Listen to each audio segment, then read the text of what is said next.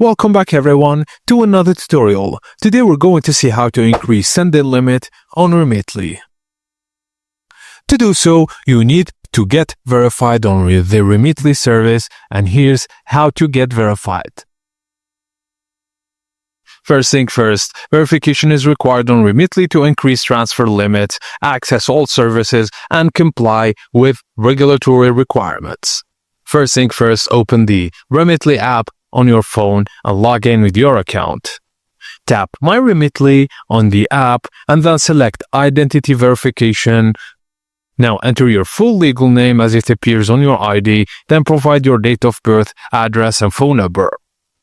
Choose the type of ID to upload, like passport, national ID, or driver's license, then take a clear photo of the front and back if applicable.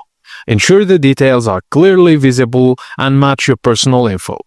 Now tap Submit to send your verification request. Remitly will review your documents, which may take a few hours to 1 to 2 business days. You'll receive a notification once your account is verified.